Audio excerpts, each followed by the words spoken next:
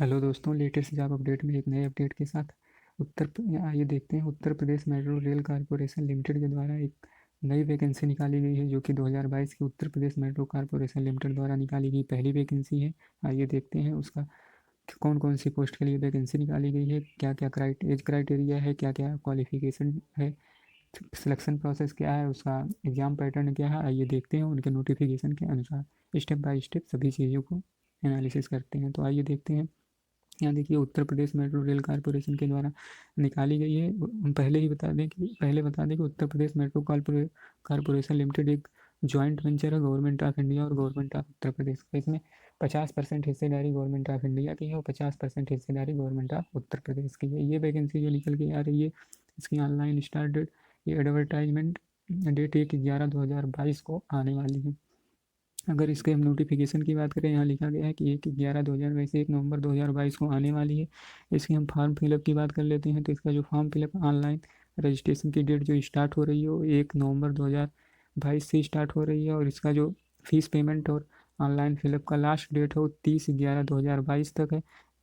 इसका जो रजिस्ट्रेशन और ऑनलाइन एप्लीकेशन लास्ट डेट 30 नवंबर 2022 तक रहने वाला है। इसका एग्ज़ाम डेट पहले से ही बता दिया गया है। तो एग्ज़ाम डेट इसका जो रहने वाला है, यहाँ पे देखिए, एग्ज़ाम डेट 2 और 3 जनवरी 2023 को रहने वाला है। और इसका जो एडमिट कार्ड रिलीज होगा वो 15 दिसंबर को ही रिलीज होने वाला है। टाइम बहुत कम है, प्रिपरेशन अच्छे से करें। तो आइए देखते हैं कि आगे क्या क्या क्राइटेरिया मांगा गया है यहाँ, जो कि हम पहले ही बता चुके हैं कि Uttar Pradesh metro rail corporation एक जॉइंट कंपनी है, जो कि गवर्नमेंट ऑफ इंडिया और गवर्नमेंट ऑफ उत्तर प्रदेश का है। यहाँ देखिए सीधा मेंशन हुआ है 50% 50 का एक जॉइंट कंपनी है।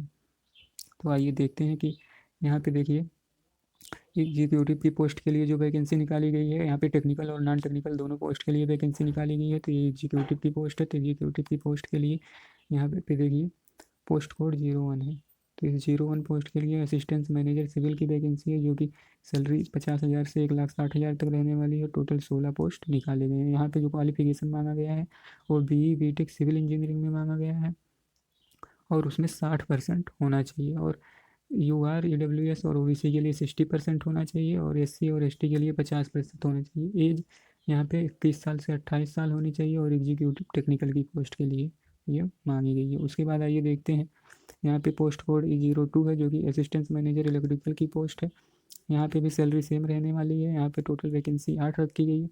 यहाँ पे BE BTech इलेक्ट्रिकल में मांगा गया है। ये उत्तर प्रदेश और उत्तर प्रदेश के बाहर के स्टूडेंट भी फॉर्म को फिलअप कर सकते हैं, और जो स्टूडेंट उत्तर प्रदेश के बाहर से होंगे वो जनरल कैटेगरी में काउंट किए जाएंगे। यहाँ पे भी एज 21 to 28 ईयर्स है। ये एग्जीक्यूटिव टेक्निकल की पोस्ट है। अब पोस्ट कोड जो 0E03 है वो असिस्टेंट मैनेजर SNT की है। यहाँ पे 5 पोस्ट के लिए वैकेंसी निकाली गई है, जो कि इलेक्ट्रॉनिक्स कम्युनिकेशन में BE और BTech होना चाहिए। इसका भी एज 21 to 28 ईयर्स मांगा गया है। यहाँ पे पोस्ट कोड है E04 असिस्टेंट मैनेजर अकाउंट्स के लिए है। ये 50,000 से 1,60,000 चल रही है। यहाँ पे एक पोस्ट रहने वाली है। इसमें क्वालिफिकेशन CA की होनी चाहिए, चार्टर्ड अकाउंटेंट की, और ICA किसी भी ICAEE से संबंधित किसी भी इंस्टीट्यूट से होना चाहिए। एज क्राइटेरिया 21 साल से 28 साल है। ये नॉन टेक्निकल की पोस्ट, एग्जीक्यूटिव नॉन टेक्निकल की पोस्ट है। अब यहाँ पे आइए देखते हैं कि नॉन एग्जीक्यूटिव पोस्ट की कैटेगरी के लिए कौन कौन सी वैकेंसी निकाली गई है। नॉन एग्जीक्यूटिव पोस्ट में सबसे पहली वैकेंसी जो निकाली गई है NE01 की। NE01 जूनियर इंजीनियर सिविल की है, जो कि 33,000 से 67,300 रुपये रहने वाली है बेसिक पे। यहाँ पे 43 पोस्ट की वैकेंसी निकाली गई है, जो UR में जनरल कैटेगरी में 20 पोस्ट है, EWS में 2 पोस्ट है, OBC में 12 पोस्ट है, SC में 8 है, ST में 1 है। वोमेंस के लिए अलग से वैकेंसी निकाली गई है, जो कि 12 पोस्ट है। ESM के लिए 3 पोस्ट है। यहाँ पे जो क्वालिफिकेशन मांगा गया है, यहाँ पे क्वालिफिकेशन डिप्लोमा होना चाहिए, सिविल इंजीनियरिंग में डिप्लोमा होना चाहिए, चाहे वह उत्तर प्रदेश का हो, उत्तर प्रदेश के बाहर किसी भी इंस्टीट्यूट से किया हो। यहाँ पे देखिए, यहाँ पे जो मांगा गया है कि 60% होना चाहिए। UR EWS और OBC के बच्चों के लिए 60% उनके डिप्लोमा में होना चाहिए, और ST के बच्चों के लिए यहाँ पे मांगा गया है 50% होना चाहिए। यहाँ पे देखिए, एज की बात करें तो एज यहाँ भी एज का क्राइटेरिया वही 21 साल से 28 साल मांगा गया है। यहाँ पे मेडिकल स्टैंडर्ड A3 जो इंडिया रेलवे फॉलो करता है, वही मेडिकल स्टैंडर्ड यहाँ भी मांगा गया है। दूसरी वैकेंसी जो है जूनियर इंजीनियर इलेक्ट्रिकल की वैकेंसी है, जो कि सैलरी सेम रहने वाली है। यहाँ पे 49 पोस्ट निकाली गई है। यहाँ पे भी qualification diploma in electrical engineering में होना चाहिए। उसके बाद नेक्स्ट जो वैकेंसी निकाली गई है वो NE03 जो जूनियर इंजीनियर ESNT के लिए है, उसमें 17 पोस्ट के लिए है। इसमें डिप्लोमा इलेक्ट्रॉनिक्स और इलेक्ट्रॉनिक कम्युनिकेशन में होना चाहिए। यहाँ पे भी A3 का ही मेडिकल स्टैंडर्ड मांगा गया है। यहाँ अगली जो वैकेंसी है NE04 की है, अकाउंट असिस्टेंट्स की पोस्ट है। यहाँ पे सैलरी 25,000 से 51,000 रहने वाली है। यहाँ पे टोटल 2 पोस्ट है, एक OBC के लिए है और एक ST के लिए है। यहाँ पे BCom मांगा गया है। देखिए यहाँ पे जो क्वालिफिकेशन मांगा गया है, यहाँ पे BCom होना चाहिए 3 ईयर्स का कोर्स, और BCom में यहाँ पे कितना परसेंट होना चाहिए, 60% होना चाहिए। और OBC जनरल कैटेगरी के लिए 60% और SC के लिए 50% होना चाहिए। यहाँ एज क्राइटेरिया 21 साल से 28 साल होना चाहिए। यहाँ पे जो मेडिकल स्टैंडर्ड हो C1 होना चाहिए। यहाँ मेडिकल स्टैंडर्ड C1 होना चाहिए।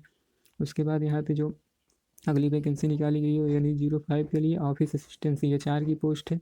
उसके लिए भी 25,000 से 51,000 की सैलरी रखी गई है। एक ही पोस्ट है जो कि जनरल कैटेगरी से है। यहाँ पे 3 या 4 ईयर का ग्रेजुएशन होना चाहिए किसी भी यूनिवर्सिटी से विथ 60% मार्क के साथ।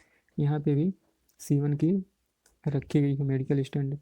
यहाँ पे देखिए लिखा हुआ है कि सभी वैकेंसी प्रोविजनल है और इसको किसी भी टाइम पे इंक्रीज या डिक्रीज किया जा सकता है। और इसका जो इसका जो मेरिट बनाने का प्रोसेस है वो CBT मोड से एग्ज़ाम होने वाला है इसका। यहाँ पे देखिए लिखा हुआ है CBT मोड से एग्ज़ाम होगा। उसके बाद डॉक्यूमेंट वेरिफिकेशन होगा, मेडिकल स्टैंडर्ड होगा। अगर सब कुछ सही होता है तो ज्वाइनिंग दिया जाएगा। यहाँ पे देखिए यहाँ पे देखिए जो रिटन सेंटर होने वाला है वो उत्तर प्रदेश में ही रहने वाला है। यहाँ पे लिखा है रिटन टेस्ट का एग्जामिनेशन सेंटर उत्तर प्रदेश के वेरियस डिस्ट्रिक्ट में होगा, अलग अलग डिस्ट्रिक्ट में रहने वाला है। और इसकी जो पोस्टिंग है, इसकी जो कैंडिडेट आफ्टर सिलेक्शन, यहाँ पे देखिए लिखा हुआ है कैंडिडेट आफ्टर सिलेक्शन में be posted Lucknow and Kanpur, Agra and any other city of administrative requirement के लिए। यहाँ देखिए जूनियर इंजीनियर के लिए जो पोस्ट कोड NE01 से NE03 तक ये पोस्ट कोड है, उसमें डिप्लोमा होना चाहिए। यहाँ पे भी लिखा गया है जो बच्चे बीटेक का कोर्स कर रखे हैं फॉर्म वो भी भर सकते हैं, लेकिन वो बीटेक के साथ साथ डिप्लोमा भी होना चाहिए। डिप्लोमा का क्वालिफिकेशन उनके पास नहीं है तो बीटेक के बच्चे जूनियर इंजीनियर की वैकेंसी के लिए फॉर्म फिलअप नहीं कर सकते हैं। उसके बाद यहाँ पे जो NE04 की पोस्ट है उसमें ग्रेजुएशन मांगा है रिलेवेंट फील्ड में, उसी फील्ड में ग्रेजुएशन होना चाहिए। Shall not be eligible and can not be applied होना चाहिए। उसके बाद एग्जामिनेशन, यहाँ पे देखिए लिखा हुआ है कि एग्जामिनेशन डेट को कम या ज़्यादा की पोस्टपोन किया जा सकता है। किसी भी अगर कोई भी समस्या आती है एग्ज़ाम के कराने में तो एग्ज़ाम की डेट में परिवर्तन किया जा सकता है। उसके बाद यहाँ लिखा है क्वालिफिकेशन का, तो यहाँ पे क्वालिफिकेशन देख लेते हैं। The candidate while applying for the post should have minimum educational qualification as per the notification as on the closing date of notification. मतलब उनका जो एजुकेशनल क्वालिफिकेशन है वो नोटिफिकेशन क्लोजिंग डेट यानी 30 नवंबर 2022 के पहले उनका रिजल्ट आ जाना चाहिए, तो वही बच्चे फॉर्म को अप्लाई कर सकते हैं। यहाँ पे देखिए लिखा हुआ है EWS OBC और जनरल कैटेगरी के लिए उनको टेक्निकल में 60% मार्क होना चाहिए और SC ST के लिए यहाँ पे 50% मार्क होना चाहिए। यहाँ पे सिलेक्शन का प्रोसेस क्या रहने वाला है आइए देखते हैं। तो यहाँ पे जो सिलेक्शन का प्रोसेस रहने वाला है, असिस्टेंट मैनेजर सिविल के लिए जो E01 कोड है, पोस्ट कोड है, असिस्टेंट मैनेजर इलेक्ट्रिकल है, असिस्टेंट मैनेजर SNT, इनका जो सिलेक्शन प्रोसीजर रहने वाला है, रिटन टेस्ट होगा, डॉक्यूमेंट वेरिफिकेशन, मेडिकल एग्जामिनेशन होने वाला है। 3 स्टेप में इनका वेरिफिकेशन किया जाएगा। उसके बाद जो असिस्टेंट मैनेजर अकाउंट की पोस्ट रहने वाली है इसके लिए जो है रिटन टेस्ट किया जाएगा, डॉक्यूमेंट वेरिफिकेशन, मेडिकल एग्जामिनेशन किया जाएगा। ये नॉन टेक्निकल की पोस्ट के लिए है। उसके बाद यहाँ देखिए जूनियर इंजीनियर की वैकेंसी के लिए NE01 से NE03 तक की पोस्ट कोड है। यहाँ पे रिटन टेस्ट होगा, document verification, medical standard A3 medical standard मांगा गया है, तो उसके आधार पे यहाँ पे मेडिकल किया जाएगा। उसके बाद यहाँ पे देखिए लिखा हुआ है कि ड्यूरिंग एग्जाम के eight the time of examination, यहाँ पे लिखा हुआ है कि आपकी आयरिस का डाटा कैप्चर किया जाएगा रिटन टेस्ट के दौरान। और वही जो आयरिस अगर आपका स्कैन नहीं कर रहा है तो आपका बायोमेट्रिक कैप्चर किया जाएगा। और बायोमेट्रिक कैप्चर करने के दौरान ये जो बायोमेट्रिक और आयरिस स्कैनिंग है वो आपके हर एक प्रोसेस में सेम होनी चाहिए, मैच होनी चाहिए। यहाँ पे लिखा हुआ है कि हर एक प्रोसेस में सेम होनी चाहिए, अगर सेम नहीं होता है तो आपको वहीं उसी स्टेज से बाहर कर दिया जाएगा। उसके बाद यहाँ पे जो मेडिकल स्टैंडर्ड मांगा गया है, अगर मेडिकल स्टैंडर्ड में आप क्वालिफाई नहीं कर पाते हैं तो आपको डिस्क्वालीफाई कर दिया जाएगा। ये medical standard Indian railway medical manual के अनुसार किया जाएगा। उसके बाद यहाँ पे देखिए सिलेक्शन के प्रोसेस में जो डिफरेंट नॉलेज चेक की जा रही है, वो कौन कौन सी नॉलेज चेक की जा रही है, तो स्किल्स है, कंप्रीहेंशन है, एप्टीट्यूड है, फिजिकल फिटनेस की चीज़ें चेक की जाएंगी। उसके बाद यहाँ पे देखिए अगर सब कुछ सही रहता है तो यहाँ पे बायोमेट्रिक वेरिफिकेशन होगा, डॉक्यूमेंट वेरिफिकेशन, मेडिकल स्टैंडर्ड्स होगा। अगर मेडिकल स्टैंडर्ड में कहीं भी फेल होते हैं तो आपको बाहर कर दिया जाएगा। उसके बाद यहाँ पे आइए देखते हैं फिर रिटन टेस्ट में क्या क्या रहने वाला है। तो रिटन टेस्ट पूर्णतः कंप्यूटर बेस्ड एग्जाम होने वाला है, जो 1 या 2 दिन में हेल्ड किया जाएगा। उसके बाद क्वेश्चन पेपर बाईलिंगुअल रहने वाला है, इंग्लिश और हिंदी में रहने वाला है। क्वेश्चन पेपर दोनों में रहने वाला है। यहाँ पे देखिए मल्टीपल चॉइस ऑब्जेक्टिव क्वेश्चंस पूछे जाएंगे। यहाँ पे जो सब्जेक्ट का नॉलेज रहने वाला हो, इंग्लिश लैंग्वेज रहने वाला है, जर्नल अवेयरनेस रहने वाला है, लॉजिकल एबिलिटी लॉजिकल एबिलिटी रहने वाला है लॉजिकल एबिलिटी रहने वाला है, क्वांटिटिव एप्टीट्यूड रहने वाला है, और रिलेवेंट डिसिप्लिन लाइक आपका टेक्निकल का सब्जेक्ट रहने वाला है। यहाँ पे जो टोटल क्वेश्चन पूछे जाने वाले हैं, यहाँ पे 140 क्वेश्चन पूछे जाने वाले हैं। टोटल 140 क्वेश्चन पूछे जाने वाले हैं। यहाँ निगेटिव मार्किंग 1/3 का है, 33% का निगेटिव मार्किंग रखा गया है। पेपर का ड्यूरेशन टाइम 2 घंटा रखा गया है।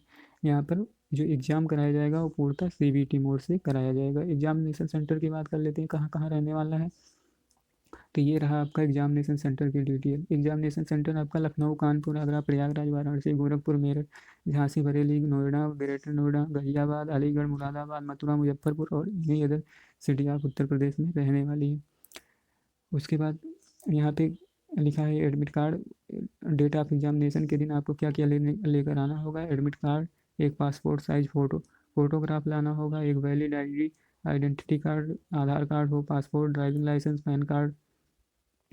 उसके बाद at the time of document verification के समय भी वही डॉक्यूमेंट लेकर आने होंगे। उसके बाद यहाँ पे देखिए cost of training and security bond, ये सबसे इंपॉर्टेंट चीज़ है, cost of training bond and security bond की। यहाँ पे देखिए ये non refundable training cost of training होगी, मतलब ट्रेनिंग के दौरान जो आपसे पैसा लिया जाएगा वो आपको रिफंड नहीं किया जाएगा।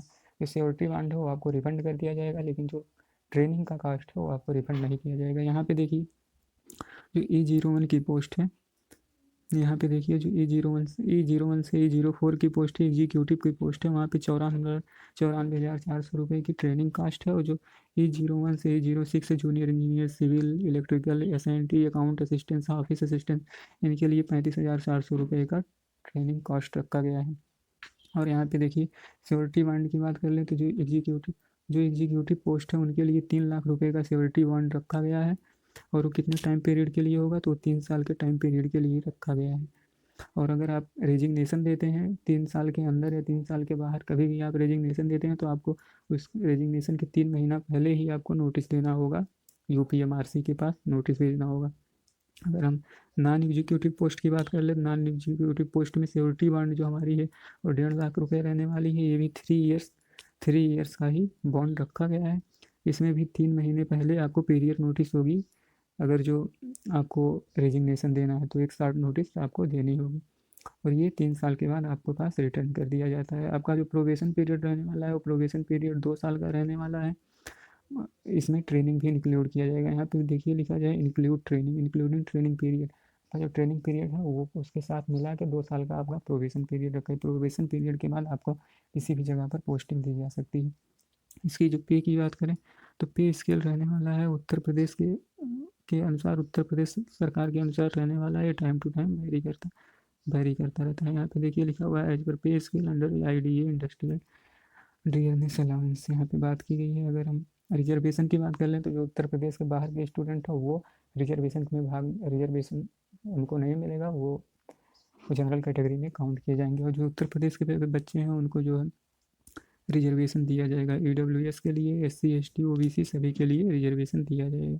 उसके बाद एज रिलैक्सेशन, यहाँ पे देखिए एज का भी रिलैक्सेशन दिया गया है। जो बच्चे एज जिनका ज़्यादा हो चुका है वो एज का रिलैक्सेशन भी यहाँ से ले सकते हैं। उसके बाद जो एप्लीकेशन फ़ीस की बात करें तो यहाँ मेन चीज़ है कि एप्लीकेशन फ़ीस यहाँ पे 590 रुपये है विथ 18% GST के साथ। बट यहाँ पे बैंक चार्ज को इंक्लूड नहीं किया गया, बैंक चार्ज आपको अलग से देने होंगे। SC ST के लिए 236 रुपये का पे है, और इसमें बैंक चार्ज भी इंक्लूड किया जाएगा। और जो ऑनलाइन होने वाला उत्तर प्रदेश मेट्रो की ऑफिशियल वेबसाइट से रहने वाला है, केवल ऑनलाइन के माध्यम से ही एप्लीकेशन को फिल किया जा सकता है। उसके बाद ये जनरल इंस्ट्रक्शन दिया हुआ है, भरते समय इसको ध्यान रखना है। उसके बाद यहाँ पे देखिए लिखा हुआ है कि किसी भी डिमांड ड्राफ्ट, यहाँ पे देखिए लिखा हुआ है किसी भी demand draft, money order, postal card, पे ऑर्डर या बैंकर चेक, पोस्टल स्टैंप किसी के दौरान एप्लीकेशन फ़ी मान्य नहीं होगी, केवल ऑनलाइन पेमेंट के लिए ही मान्य होगी। उसके बाद यहाँ पे देखिए जनरल इंस्ट्रक्शन दिया गया है कैसे फॉर्म को हम फिलअप करेंगे।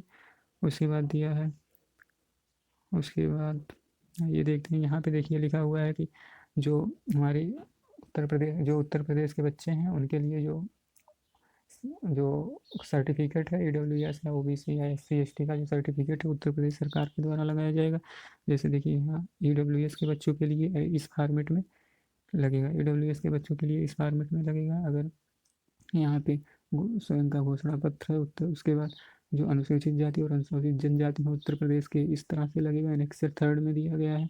और जो पिछड़े वर्ग के बच्चे हैं, OBC के बच्चे हैं, वो उत्तर प्रदेश के अन्य पिछड़ा वर्ग जाति प्रमाण पत्र एनेक्सर 4 की तरह बनवाएंगे। उसके बाद जो स्वतंत्रता सेनानी है वो इस तरह से आप बनवा सकते हैं। उसके बाद जो उत्तर प्रदेश का जो निवास प्रमाण पत्र, जो उत्तर प्रदेश के निवासी हैं उनका निवास प्रमाण पत्र सभी उत्तर प्रदेश सभी निवासियों के लिए लगेगा। तो ये ऐसे ही फॉर्म को भर सकते हैं। तो दोस्तों इस तरह से हम Uttar Pradesh metro rail corporation